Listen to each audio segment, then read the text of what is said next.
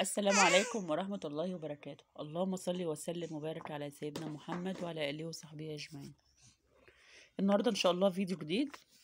هنعمل مع بعض إن شاء الله النهاردة البسبوسة المكرملة بالكريز أو أي حشو انتوا عايزين تحشوها بيه، أي مكسرات يعني عايزين تحطوها بالشكل اللي حضراتكم شايفينه كده. سمي بسم الله ونصلي على الرسول عليه أفضل الصلاة والسلام ونقول المقادير.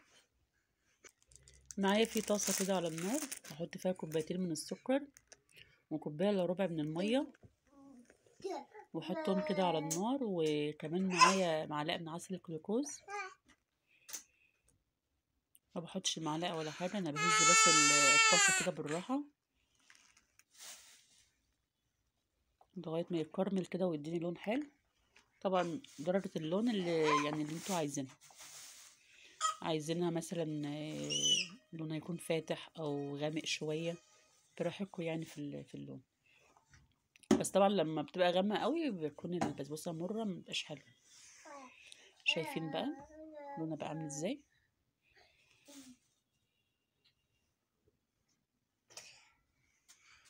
بالشكل ده كده، شايفين لونها؟ لو عايزين بقى تغمقوها شويه تسيبوها شويه كده عادي على النار.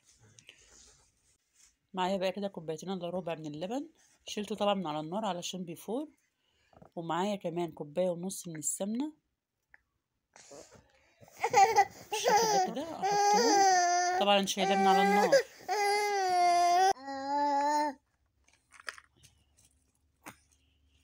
شايفين بقى كده بالشكل ده.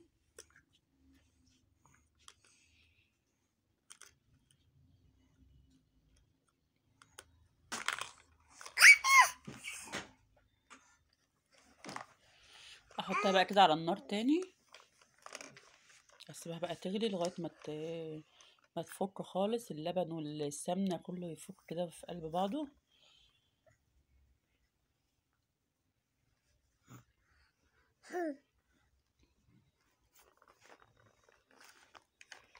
شايفين بقى بيكتل ازاي؟ ده كله لسه هيفور كده على النار.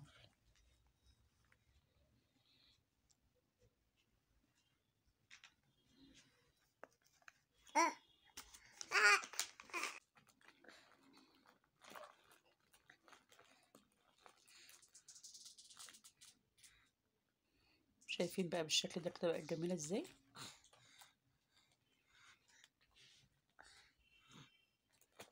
بس بقى لما تبرد شويه، يعني مش تبرد خالص، يكون بس ايه كده دافي.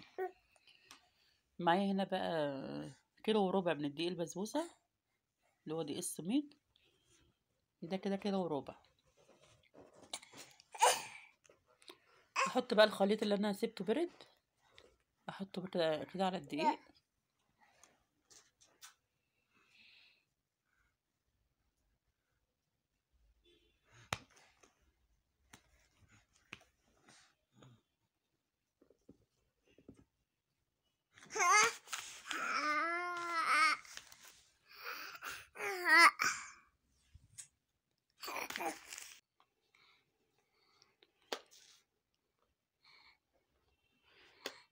واقلب بقى كل الخليط بالشكل ده كده.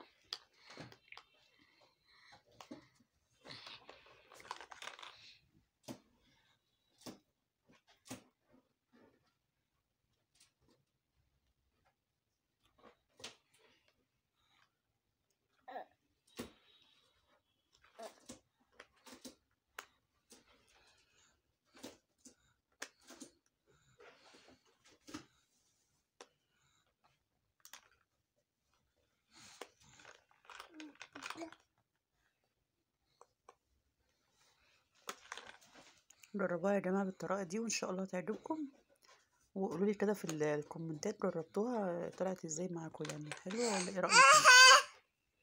بس يا حماده بس افضي بقيه الخليط بقى كله كده على بعضه واديها بقى تقليبه حلوه. احنا بنقلب بس يعني مش بنعجن ولا حاجه علشان ما تنشفش مننا.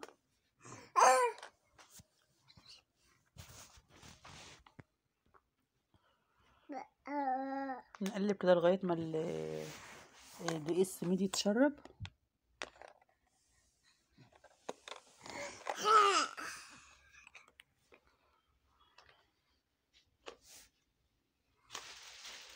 متنسونيش في اللايك والاشتراك في القناه يا جماعه،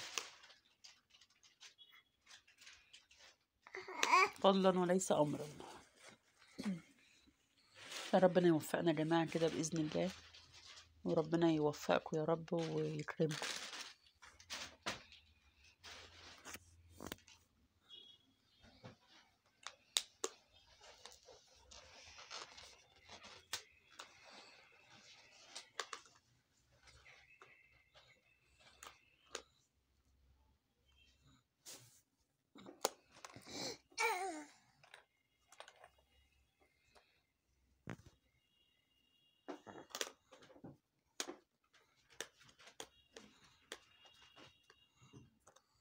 كده اتشربت كل الخليط السائل اللي معانا. لا لسه في شويه من تحت اهو.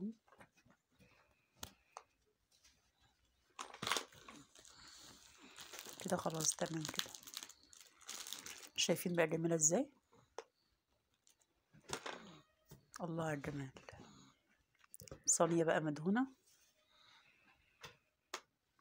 نجيب الصينيه كده وندهنها بحته سمنه او زيت، اي ماده دهنيه.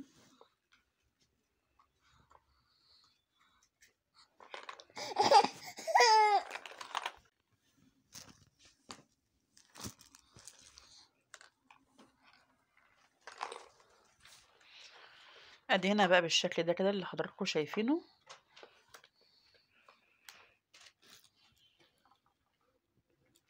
انزل فيها بقى خليط البسبوسه.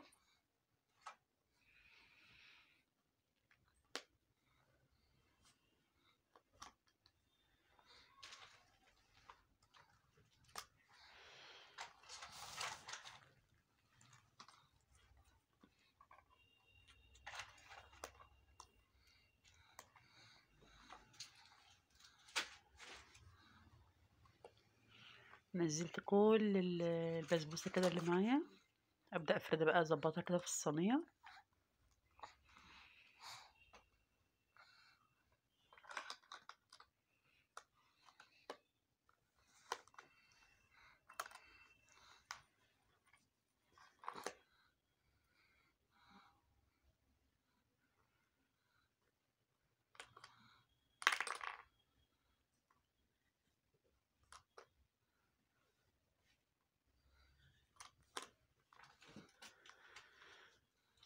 يا سلام ما شاء الله.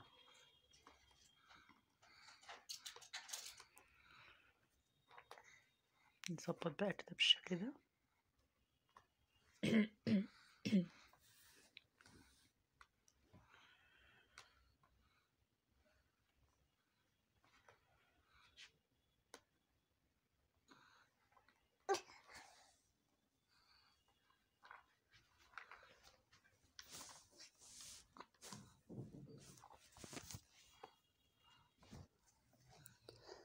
ابدا اقطعها بقى بالشكل ده كده علشان احط عليها الكريز.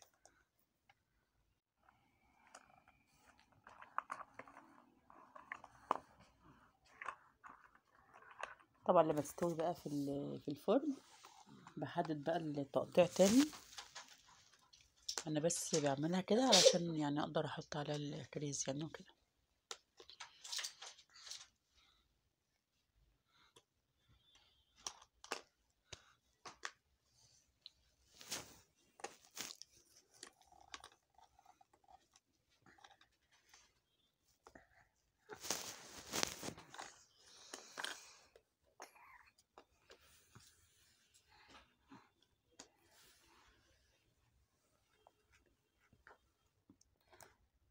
بس بصوا يا جماعة والله كانت تحفة، ولا اروع من كده بجد، مش عشان انا اللي عاملاها، كانت جميلة والله.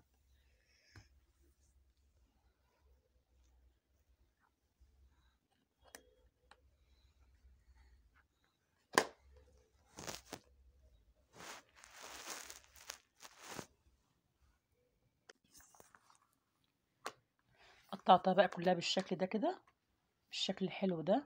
معايا بقى شويه كريس حلوين كده احمر، ومعايا كمان اخضر. احط بقى على كل قطعه كده بالشكل ده كده. شايفين بقى الجمال؟ الله، جميله بجد والله.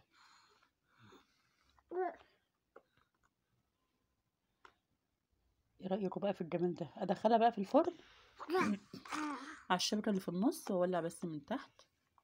طبعا بسخن الفرن قبلها. هنحطها ان شاء الله كده على درجه حراره 200 وتلت ساعه بس في الفرن، وتكون ما شاء الله. لو احتاجت بقى تولعوا لها الشوايه من فوق شويه لما تستوي كده وتبقى تمام، تروحوا مولعين الشوايه، يعني ايه، يا دوبك تاخد لون كده وتطلعوه. طبعا الشربات سخن وهي سخنه. اقول لكم بقى على مقادير الشربات: 3 كوبايات من السكر، ومعاهم 4 كوبايات من الميه. يا دوبك بس يغلوا غلوتين ونطفي عليه النار. طبعا البسبوسه سخنه والشربات سخنه الاتنين مع بعض. ابدا اسقيها بقى كده بالشربات اللي قلت لكم عليه.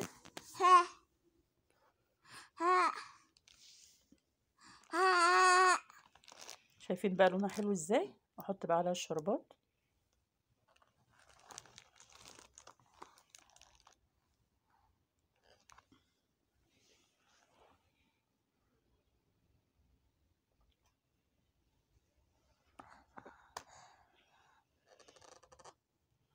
طبعا طول ما هي بتشرب الشربات كده، ساعة ما ننزله عليها بنحط تاني. هي تقريبا كده الكمية مظبوطة يعني.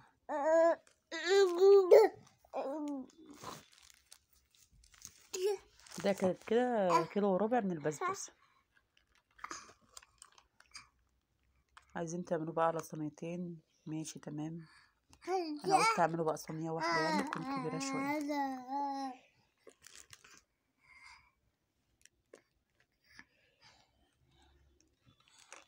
متنسونيش بقى في اللايك والاشتراك في القناة عشان يوصلكوا كل جديد بإذن الله. اشوفكم في فيديو اخر ان شاء الله. والسلام عليكم ورحمة الله وبركاته. مع السلامة.